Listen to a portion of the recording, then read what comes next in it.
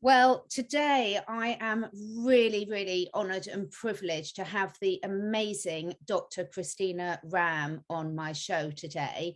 How are you doing, Dr. Christina? I'm doing fantastic. Thank you. How are you? Really, really good. Really, really good. Spring is in the air in the UK. Now, Yep. Dr. Christina, a lot of my listeners have heard Clayton speak, and he is just so fantastic, sort of, and so enthusiastic for health and wellness. But you, to me, Dr. Christina, really sort of personify the perfect match between science, intuitive ability, and nature. And your CV is so impressive. I'm going to let you introduce yourself to my audience, if that's okay. Yes, absolutely. Thank you for your comments and your compliment. First of all, I appreciate that. That was very kind. I am a, psychologist at first. I have a master's of science, but I really focused a lot on rehabilitation of the body, as well as psychology. And then my first doctorate degree was in counseling psychology. I heard different people argue about my education, and the truth is I have 3 doctorate degrees, just in different areas, from strategic science to psychology to counseling. My postdoc, I did focus a lot on nanobiotechnology and nutrition as well. And I focused a lot on pharmaceutical operations and management of manufacturing. And the reason I did that is I've worked in biotech and pharma.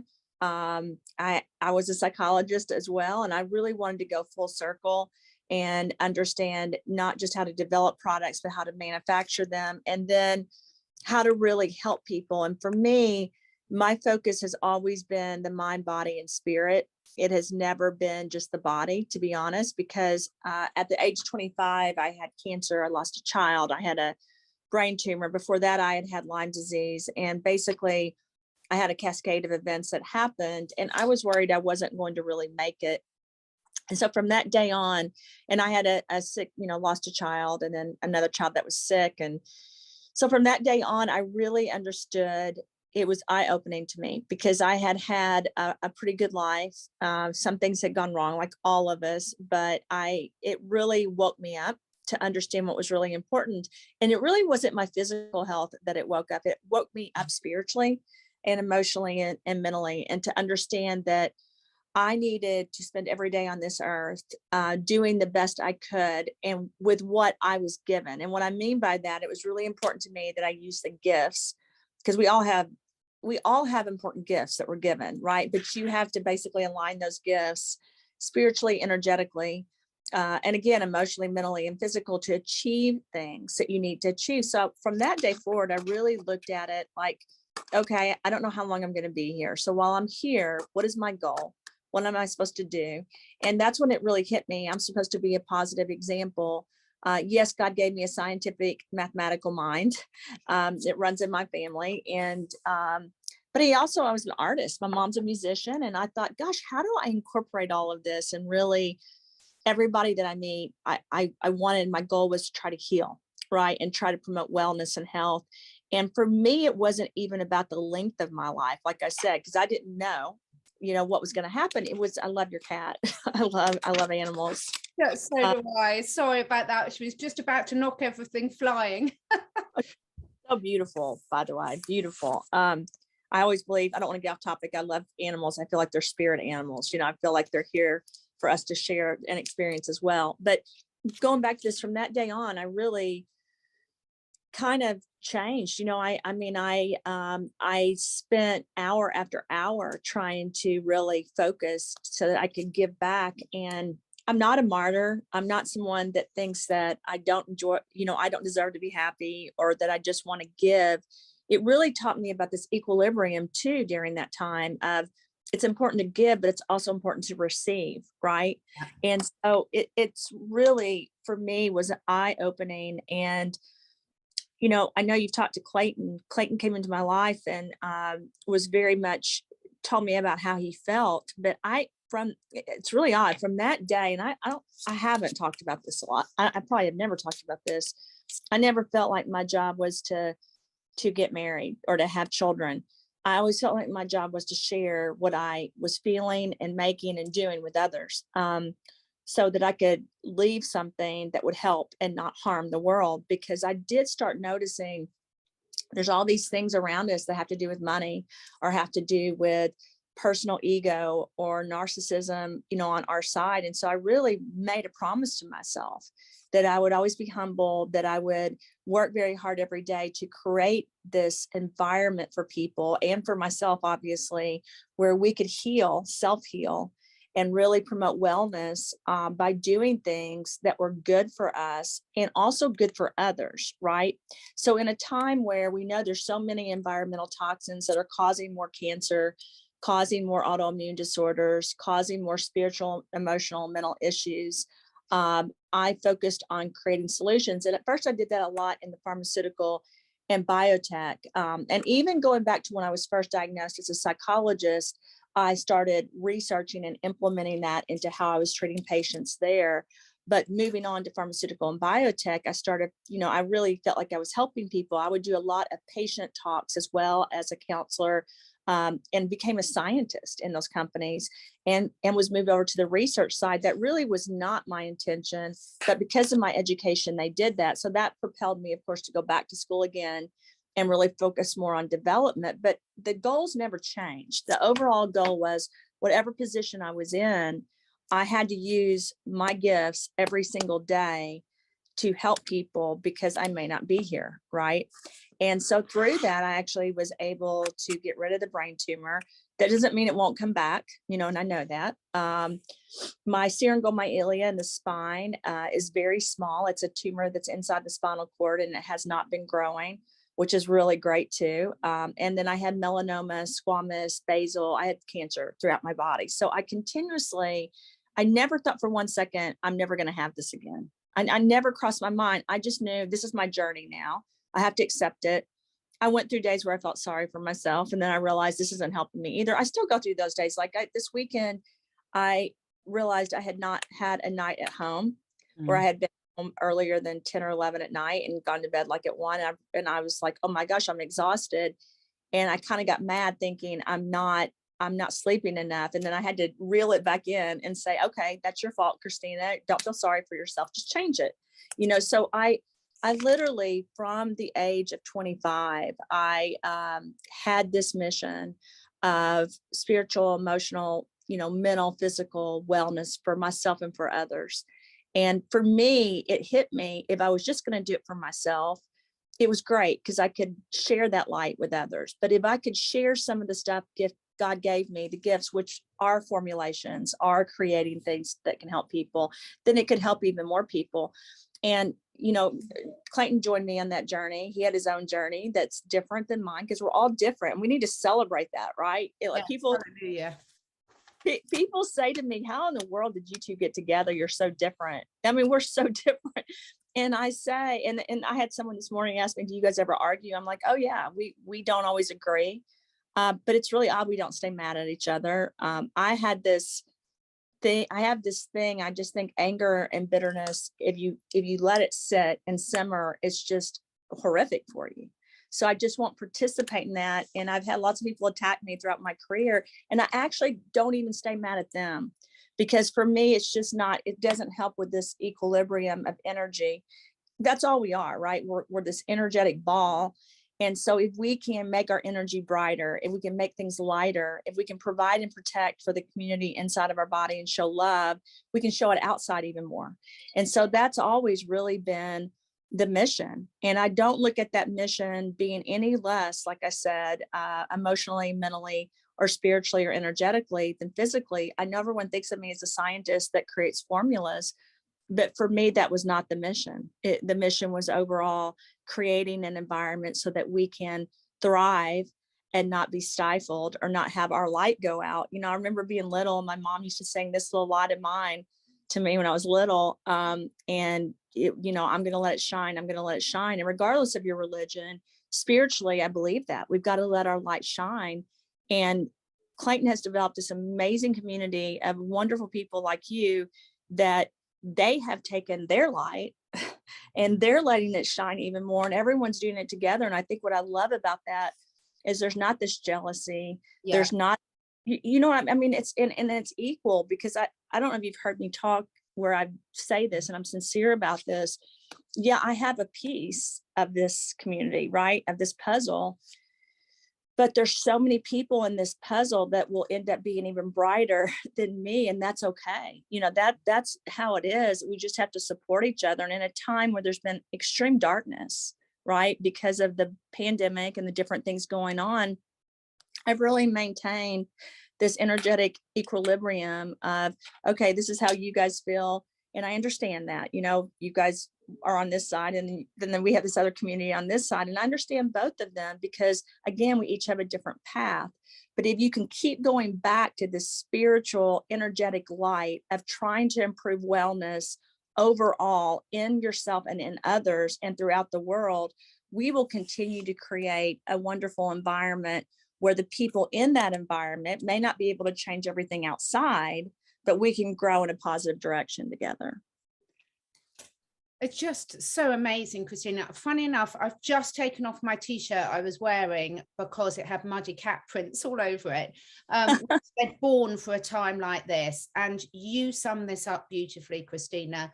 You were born for a time like this, and you and Clayton are attracting into your community people that feel the same, because we have to share and provide solutions. And I've really, you know, I'm a biologist, I'm a natural health practitioner. I've had lots of different careers. My main passion is working with animals. So what drew me to yours and Clayton's company was the fact that here I had a solution, because when we have animals in our lives with the human animal connection, our energy fields are intrinsically linked. So you normally have to work with the human and their animals, because there's a lot of key decisions that are affecting each other. And your products are beautiful for animals and for humans. I've had just phenomenal results with them. But everything you said there about sharing and playing it forward is exactly, I think, exactly what we need right now, with everything that everyone's been through, regardless of what information you found out over the last 2 years and the dark places and discoveries people have made. I feel now is a time for really focusing our attention and our energy on the solutions. Yeah, and I don't know how I missed this. I didn't know that you were doing with, you know, working with animals. That's amazing. You know, Clayton's family, I'm sure you know, they're veterinarians. And I grew up on a farm. So we had all kinds of animals. You know, we had pigs, we had horses, we had cows, we had everything, peacocks. My grandparents on both sides had these farms, and I grew up loving animals. And so yesterday I left the house, and one of our dogs, Einstein, was in his little cage, and I always take him out. He sleeps in it, you know, and then we get him out. One of our dogs sleeps with us. The other two sleep outside under a heat lamp. They all like different things. And so he's like a micro palm. He's so cute.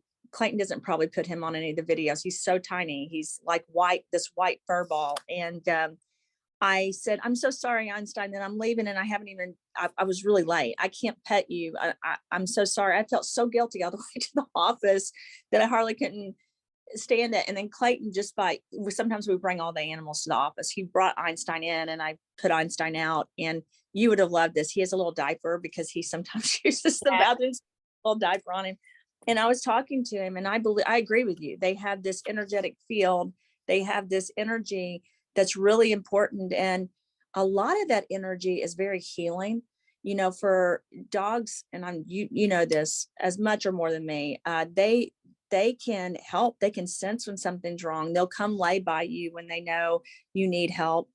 And I kind of look at the products that I've made kind of like that. And that's the article I just wrote, which is about, you know, it's Valentine's Day, and we need love. We need support. And especially when we go through a time of crisis, and we have friends that will hug us, or pets that will come and sit by us when we do that. Well, we've got to get the inside of our bodies help, right? Every day, but especially in times of crisis, even more. And as you know, we've had that experience recently. Someone said to me, do animals not get COVID? Can animals not get viruses? I said, absolutely. They can't communicate it the same to us, but they can in their own way. And of course, there's lots of scientists that will debate that, but it's a no-brainer that animals do get viruses. They do get bacteria and parasites and fungus. which is one of the reasons that sometimes we will use animals when we're doing research, right? But it's, for me, if you do anything to an animal or a child that's negative, you're harming the best of our society, the best of our world, because energetically, they almost have this pure light, a lot of animals and a lot of children, right? Because it hasn't been dimmed by all that's happened. Yeah. And so my hope is that we continue to give our bodies what we need, to show the support and love, because it's essential, it's imperative. And I don't know how anyone could actually disagree with that. That's kind of how I feel. I mean, what's the negative to showing love and support and kindness and light to each other? There's not any.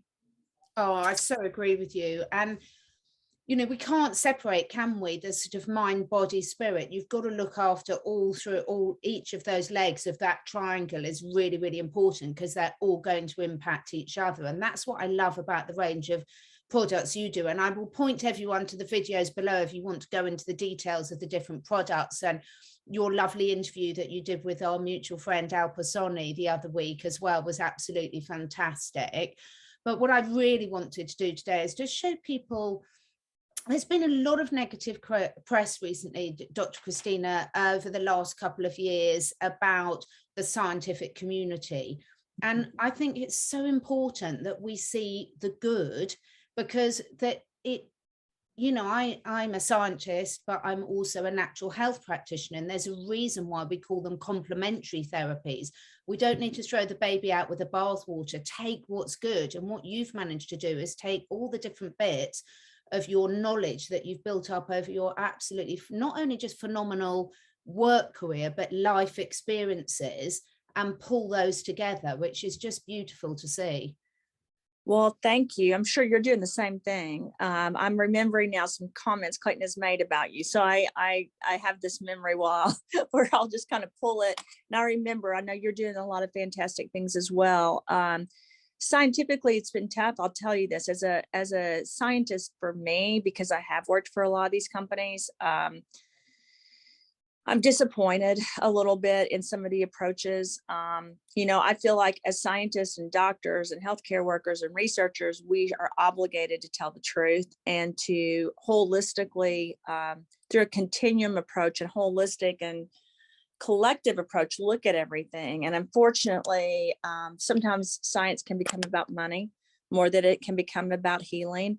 Someone asked me the other day if I was aware of that. And I said, yes, I'm aware of that. I also know that we have some control to step in and to be this light, this force, this brain power. Even, you know, you and I are scientists. We can make comments and they should be respected. But unfortunately, you're right. Scientists have been under attack if they don't go along with the narrative recently. I think that's changing. I'll be honest. The damage has already been done to a lot of the medical scientific community that they've attacked, right? I mean, I've told you, I just said earlier, I've been attacked too. It's so ridiculous. I'll have my education attacked, and I went to school for 21 years. I don't know if you want my master's of science or if you want my doctorate. I don't know. And then I had to realize I don't need to defend myself. Like I did this, and that's not who I am, right? Just like you being a biologist is not who you are. It's a part of you. What you studied. What I am is a person that's here to share knowledge and light and love to help us all energetically be better. And I feel like each of us are there for that reason. We just have a different gift set, which I love, that we're all different, that we share it with. Like you have a gift, obviously, with animals, and you have a gift at understanding that it's the mind, body, spirit, and soul, that everything is connected. I wish we could share that part of our gifts, because we both have the same gift with others, instead of it just being this one narrow, you have to have X, Y, and Z, or you're not, you know, a scientist, or you have to have X, Y, and Z, or you're not going to be better during the current pandemic. But I do think it's changing, because you're in UK, right? Yes. So the UK has changed, for example. You're seeing this shift. And it's so funny. I was sitting there the other day and I was thinking, I wonder what people are thinking, why all of a sudden everything was horrible and it was all this one way and now we're reversing it, but I can't stay angry over it. What I've got to do is just keep moving forward, just like you, and trying to show people the positive way of improving our lives and our wellness and everything that's going on. And I do think it's really odd, while this horrific thing has been happening, a lot of people in the root community have flourished, and I know that you've probably used it like I have to just keep, creating an environment where you can help others. And I acknowledge that, and I'm very thankful for that, because if we can get more of us together, scientifically, emotionally, mentally, and again, physically, I keep saying it. We can get all of us together to be on the same page that, okay, we may not always agree on everything. Like, I'm sure you would teach me a million things. I would love to have us do a podcast with you and ask you questions about animals. Cause I love, we have 4, actually we have 5 at our house, cause we have a cat now. Crumpet was in the office yesterday too, but the cat, but I wish, you have such knowledge. I'd love to learn from you, because that's not the area that I focused on. And this, sometimes when you're a scientist, people think you know everything. And the truth is, none of us know everything. We're just here learning, and sharing with each other.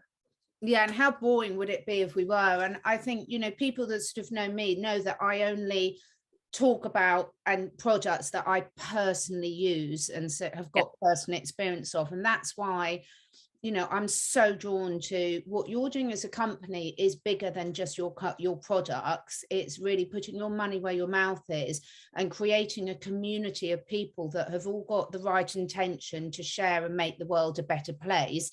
And for me, the products, I think they're absolutely amazing. And I use all of them for my 2-legged and 4-legged family and clients. But the products are making our life easier for all of us to sort of change in the way we want to. And you've got to walk the talk as well. That none of us are any good unless we're really living in our full potential. And so I use the products to make life easy for myself. But what's really been just so lovely for me is to see the real people behind the company, because I know I've run my own natural products company, and I know the intent is absolutely everything. And if you've got that intent that's going into every product you'll make, then energetically they're on a different level. So I'm so glad you said that, because I've had so many when you work as a scientist, you learn everything you can about every patent, everything around it. Like when I was in pharmaceutical and biotech, that's what we did. We researched everything. Like, I was never an expert on proximal nocturnal hemoglobinuria, where the red blood cells slice, but I became an expert because I was hired on the medical and then the clinical research side of a company called Alexion. And so I studied everything I could, every patent, every single thing.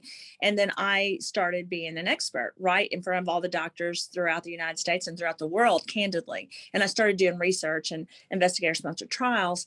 Well, it took me a while, but I just kept learning. And I feel like, I know with these products, I researched everything I could. And then I developed, and that's really why I went to Harvard and Cornell. I wanted to know everything that I could learn there, not because it made me a better person, but because it would help me create things better to help more people.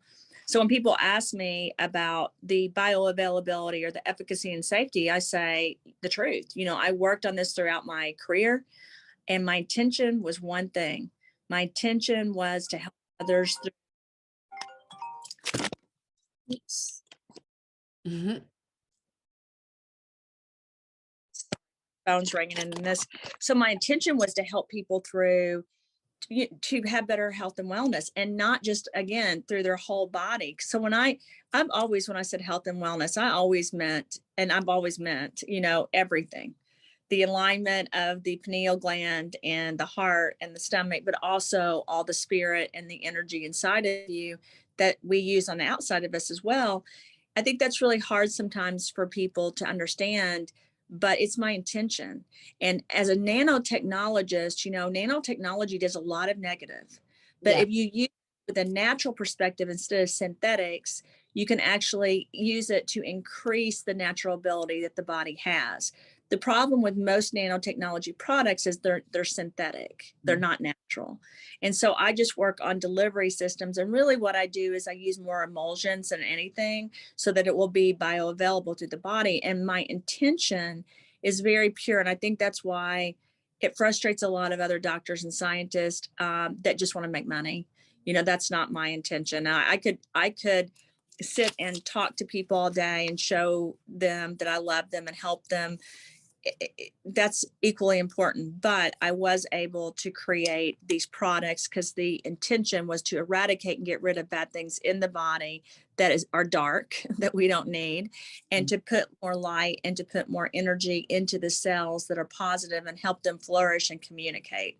Because just like a dog communicates with us when it comes and sits by us or licks us, you know, or comes and looks at us. I mean, you know this, even when you look at a dog, you are exchanging energy and they feel this endorphin because, and you do too, whether we want to admit it or not, we do too, right?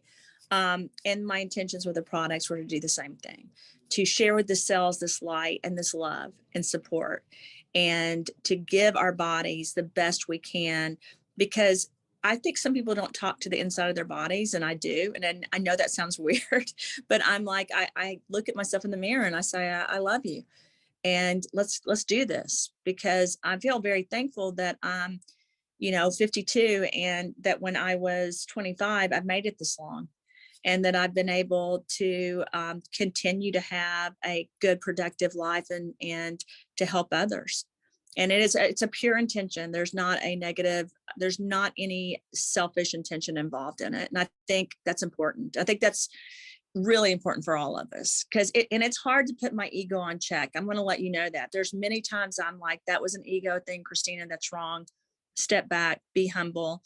There's no reason in the world to be arrogant, because when you're sharing light and when you're helping heal and helping with wellness, it's got to have that pure intention. It really does. Absolutely fantastic. Thank you so much for your time. I know that you've got to be in another meeting now. So I really appreciate your time. I know our listeners will really appreciate it. And I think it was so important. You know, there's not many people where the founders, the chief formulators, CEO, etc., are going to actually give up their time and talk. And that's how important it is for you, because you're spreading the message far and wide. So anything else you want to finish with before I let you go off, because I know you're a woman in demand? I would love to schedule with Stephanie a call with you to go over animals, because I have not had the opportunity to interview someone. I could interview my father-in-law, but I hopefully will someday, but I'd love to interview you and ask you questions, especially spiritually and energetically, you know, about animals. So I'll connect you with Stephanie if you don't mind, and hopefully you'll give me some of your time at a later date. Absolutely. It would have been my pleasure. There's nothing I like talking about more. Thank you so much. Thank you so much for everyone who's listening, and have an amazing day. Take care, Dr. Christina. You too. Have a fantastic day. Bye.